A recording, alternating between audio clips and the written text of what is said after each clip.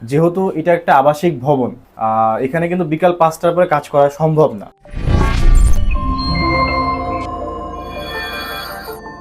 আসসালামু আলাইকুম, আমি মোহাম্মদ রবিউল ইসলাম, জুনিয়র আর্কিটেক্ট, বর্ণমালা আর্কিটেক্টস অ্যান্ড ইন্টেরিয়র। এই মুহূর্তে আমরা আছি আমাদের সেগুন বাগিচার প্রজেক্টে। এখানে অলরেডি কাজ চলতেছে, বোর্ডের কাজ এবং রঙের কাজ। সো আমরা এখানে এই ধরনের একটা প্ল্যান আশা করতেছি।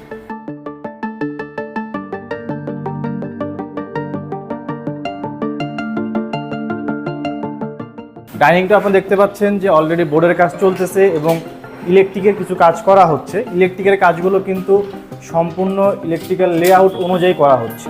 আর এটার যে লুকটা দাঁড়াবে সেটাও আমরা দেখতে পারবো আমরা কী ধরনের একটা লুক চাচ্ছি। আমরা কিন্তু এরকম ধরনের একটা লুক চাচ্ছি এখানে।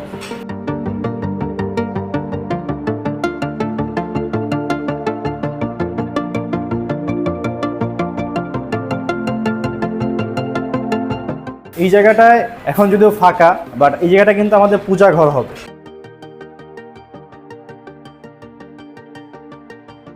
আমরা এখন চলে যাব আমাদের মাস্টার বেডে। আচ্ছা, এই মুহূর্তে আমরা আমাদের মাস্টার বেডে চলে আসি।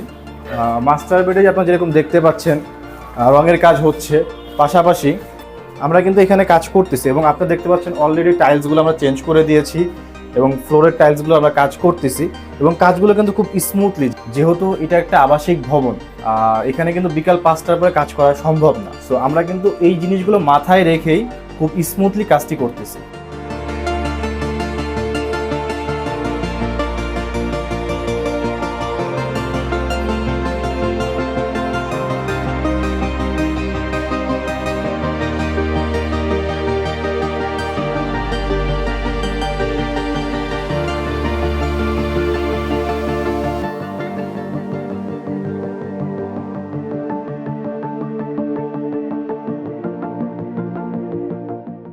রনি ভাই, আপনি যেহেতু আমাদের এই প্রজেক্টের ইলেকট্রিকের দায়িত্বে আছেন, সো কাজ কীরকম করতেছেন একটু কাইন্ডলি আমাদের যদি বলতেন।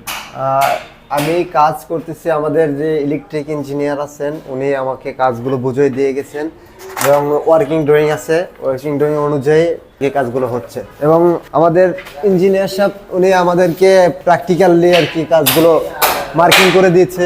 এই লাইট পয়েন্ট এখানে হবে, এই সুইচ বোর্ডটা এদিকে চাপাবে, এখানে একটা লাইট পয়েন্ট হবে, মিডরের লাইট, এগুলো মার্ক করে দিচ্ছি। এই যে আমাদের এখানে একটা ফ্যানের পয়েন্ট হবে, এগুলো মার্ক করে দিয়েছে। মাস্টার বেডরুমের সুইচ বোর্ডটা এই দেয়ালে আসবে, এখানে একটা ক্যাবিনেট হবে, তো ফুল ক্যাবিনেট হবে।